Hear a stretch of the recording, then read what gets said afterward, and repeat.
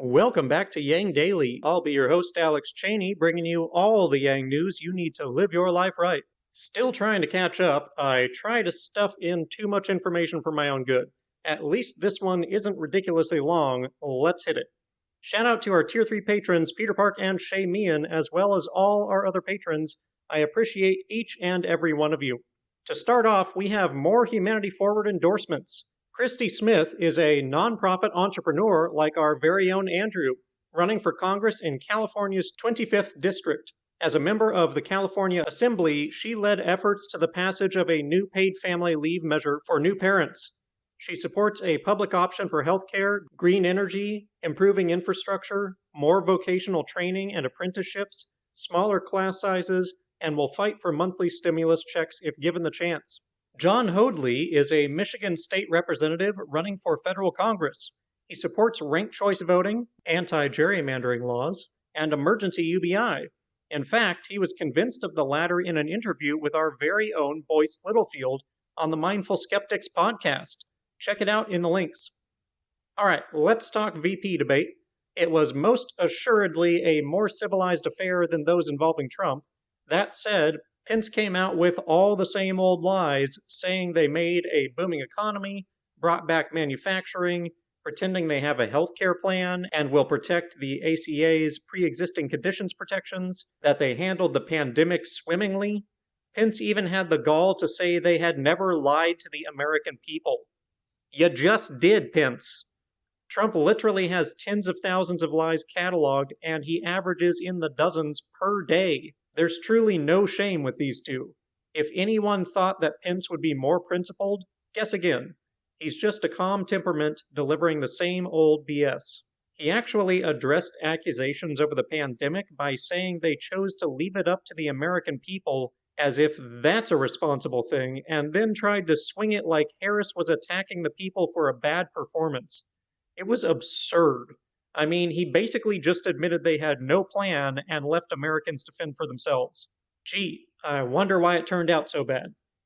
Other than the massive deluge of lies from the Vice President of the United States, what timeline am I living in? They both did pretty well. Both dodged some questions. There wasn't really any standout moments like from the presidential debate for me, as evidenced by the biggest topic of the night being a fly which sat on Pence's head for several minutes. Biden's media team immediately jumped on it. They tweeted Biden holding a fly swatter with the caption, "Pitch in $5 to help this campaign fly." Now Biden's campaign are selling Truth Over Flies swatters, and the fly even got its own mixtape. Link below. In democracy reform, Scott's sharing around a video from the New York Times Opinion, which overviews the issue of the Electoral College, how it was developed, how it disenfranchises everyone outside of swing states, and that it could be changed by states agreeing to put the electoral vote toward whomever wins the national popular vote. This is an issue which, like abortion, has become deeply partisan for no good reason. One of the good points of the video is that the Electoral College is not key to one party or the other winning. Which party is favored by the popular vote obviously swings back and forth.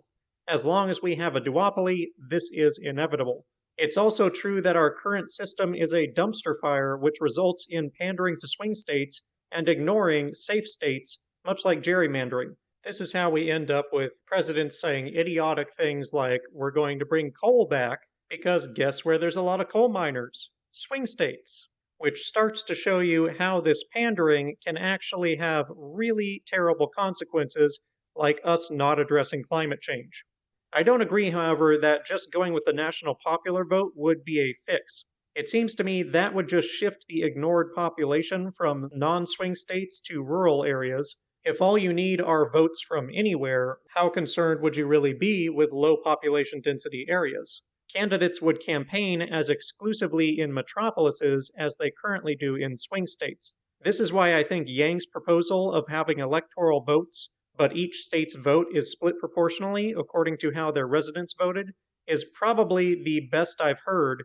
It would mean that there would be cause to care about both parties' voters in every state and in all parts of the country. Yang notes that, like the popular vote move, this would require a constitutional amendment to mandate, but individual states could decide to do it at any time.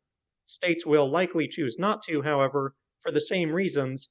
Whichever party controls the legislature won't want to give up any power. Take my opinions on all of that lightly, I am no expert.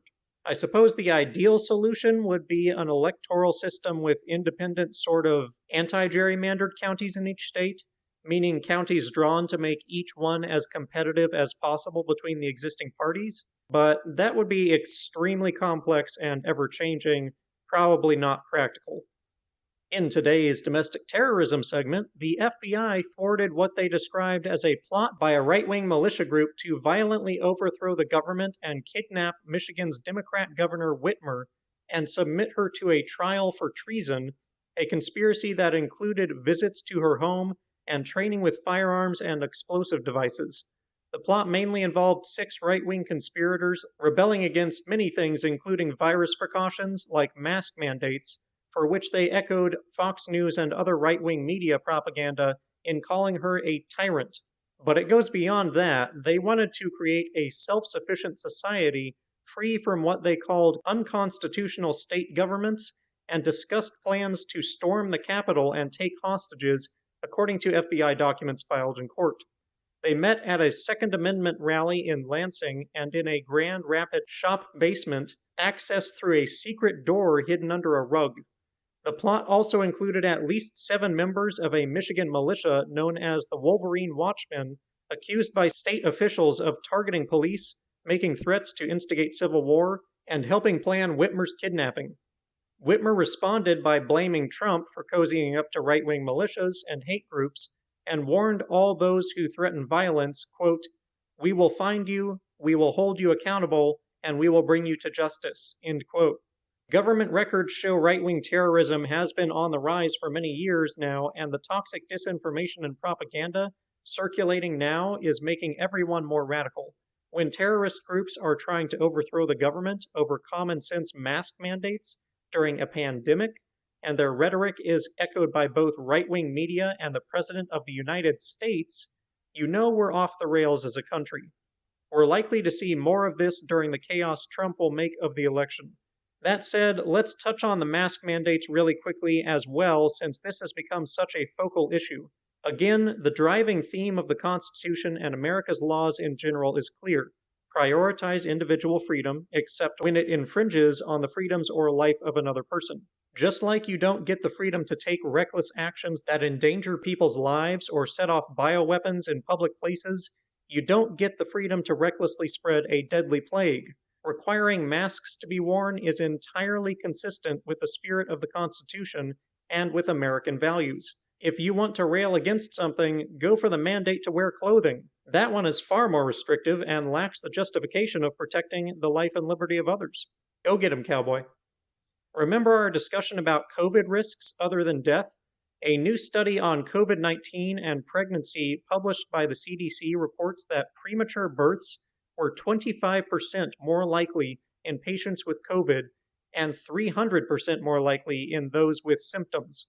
The researchers looked at medical data on nearly 600 hospital patients between March and mid-August who both tested positive for COVID-19 and were pregnant.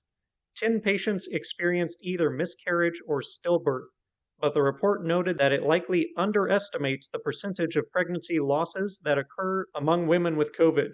5 of the pregnancy losses occurred after 20 weeks into the pregnancy. The report corroborates research published in JAMA earlier this summer that noted higher instances of preterm labor and cesarean sections among those with COVID infections, as well as significantly higher instances of stillbirths during the pandemic at a London hospital. More than half of the patients in the new study had no symptoms of the illness when they were admitted to the hospital.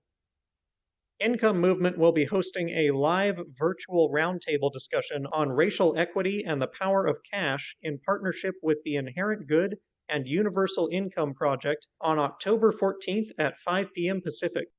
Yang made an appearance on the Old Man and the Three podcast the other day. I'm not familiar with it, and I'm not even going to pretend that I have time to listen to it right now, but it's out there. And finally, how does $5,000 sound?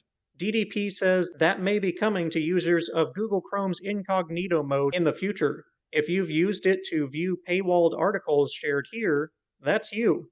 A class action lawsuit has been filed for breach of privacy. The plaintiffs allege state claims as well as federal claim for violating the Federal Wiretap Act. They claim that incognito falsely implies that no data is being tracked, despite Google itself tracking some data with every use. DDP thinks it likely that the lawsuit will be successful, so stay tuned.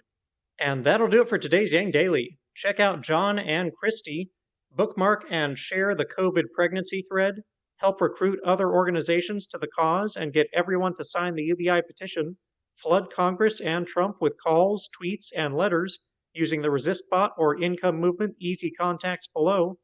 If you need help, consult Humanity Forward, the Income Movement Aid Database, the Mission Asset Fund, United Way, or the H3 podcast thread.